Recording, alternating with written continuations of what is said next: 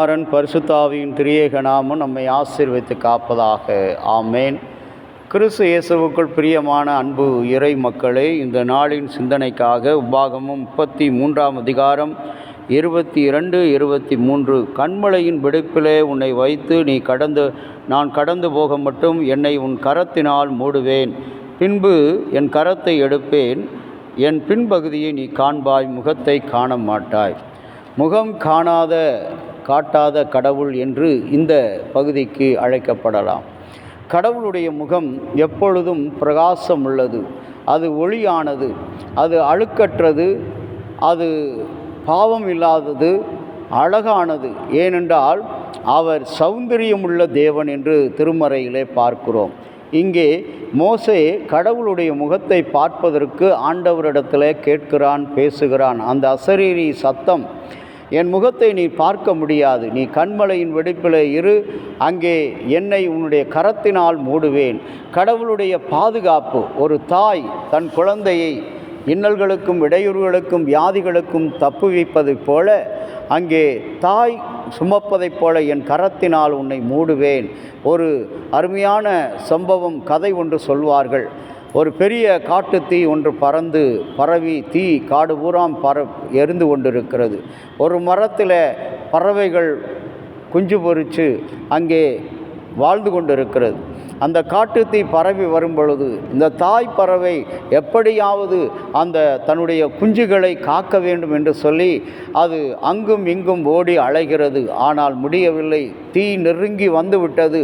தன்னை என்ன செய்கிறது? அந்த தாய் பறவை தன்னுடைய குஞ்சுகள் மேலாக அது ரெக்கையை மூடி அதை பாதுகாத்து கொள்கிறது. குஞ்சுகள் பாதுகாக்கப்படுகிறது, தாயோ மரித்து விடுகிறது. அதுபோல் ஆண்டவராகிய இயேசு, ஆண்டவராகிய கடவுள், என்னுடைய கரத்தை உன் மீது மூடுவேன், உன்னை மூடுவேன், உன்னை பாதுகாப்பேன்.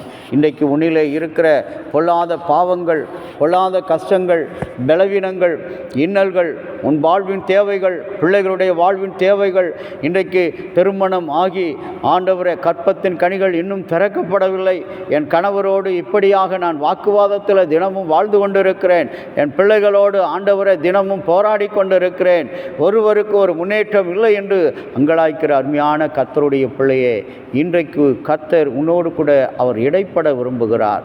அவர் தம்முடைய கரத்தை உன் மீது வைத்து மூடி மறைத்து, ஒரு தீங்கும் உன்னை அணுகாது, பொல்லாப்பு உனக்கு நேரிடாது, வாதை உன் கூடாரத்தை அணுகாது என்று அவர் வாக்கு கொடுக்கிறார்.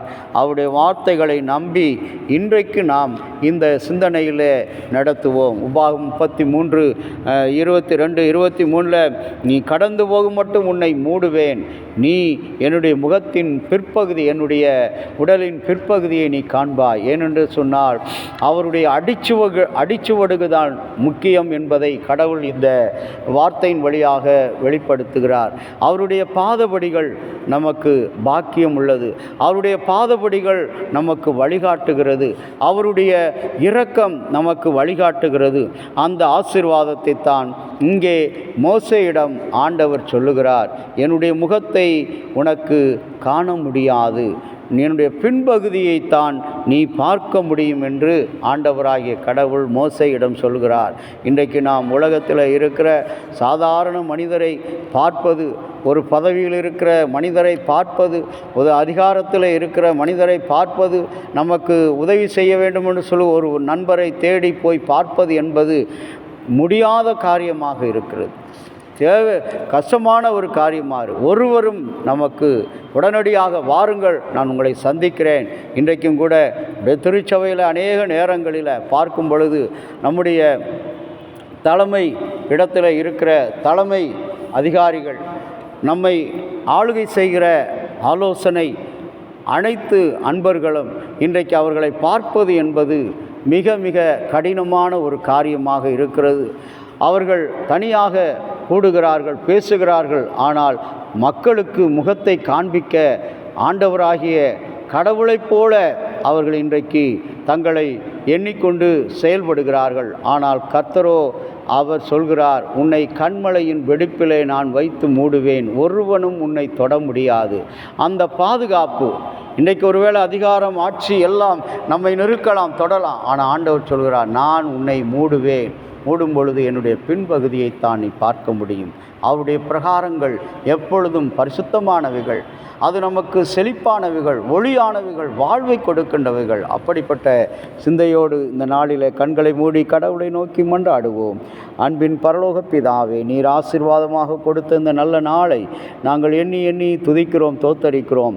ஆண்டவரே, உம்மை காண வேண்டும் என்று மோசே ஆர்வமாக இருந்தது போல நாங்களும் உம்மை பார்க்க வேண்டும், இடத்துல வர வேண்டும் என்று ஆர்வமாக இருக்கும். ஆனால் உலக பிரகாரமான ஆண்டவரே, இந்த ஜீவியங்கள் எங்களை தடை பண்ணுகிறது. இயேசுவே, எங்களுக்கு இறங்கும், எங்களுக்கு நித்தியமாக இறங்கும், நித்திய கண்மலையாக இறங்கும். இறைமகன் இயேசுவின் வழியாக வேண்டுகிறோம் நல்ல பிதாவே, ஆமேன். தந்தையாகிய கடவுளின் அன்பும் மைந்தராகிய இயேசுனுடைய அருளும் பரிசுத்த ஆவியினுடைய நல்ல உரம் பாதுகாப்பு உங்கள் அனைவரோடு கூட இருப்பதாக. ஆமேன்.